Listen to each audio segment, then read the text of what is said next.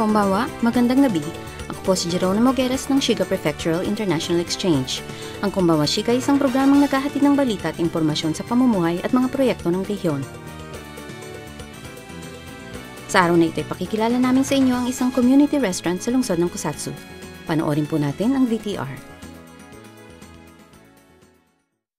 Ang community restaurant na ito ay nasa Ships Multicultural Sports Center sa lungsod ng Kusatsu.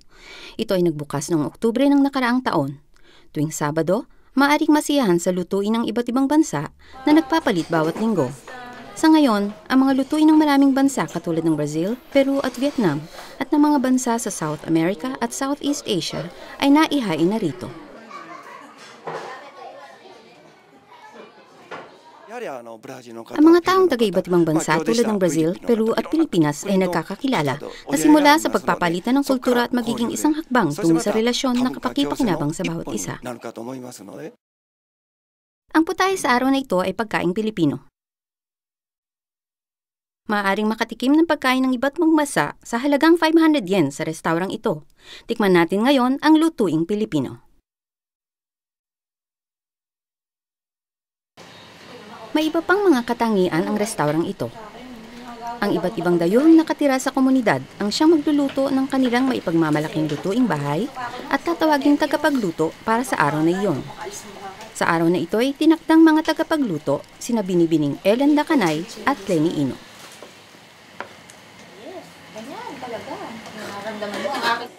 Menudo and chicken burger, petit. At saka, soup na may kasamang fishball. At saka miswa. Ayun lang.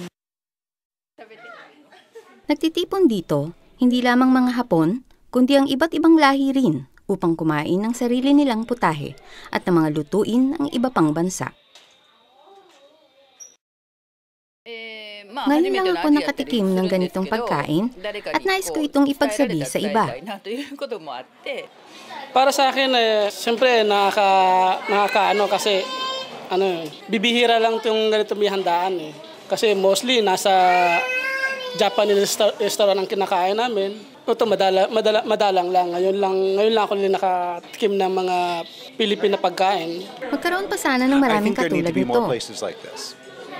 Masaya. Kimochi at least masarap kasi salo-salo kami mga Pilipino. Naubos lahat ang inihandang mahigit na 50 plato sa araw na ito. Bukas ang restaurant mula alas 12 ng tanghali hanggang alas 2 ng hapon at kailangan ang reserbasyon. Sana na sarapan sila, yung gano'n. Ang pagnanais na maipatikim ang pagkain ng iba't ibang bansa at masihan sa mga internasyonal na putahe.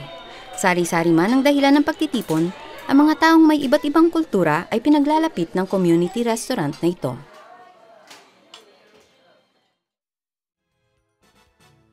Sarado mula sa buwan na ito ang community restaurant at muling bubuksan sa Oktubre. Bumisita sa muli nitong pagbubukas upang makakain ng mga lutuing bahay at putahe ng iba't ibang bansa.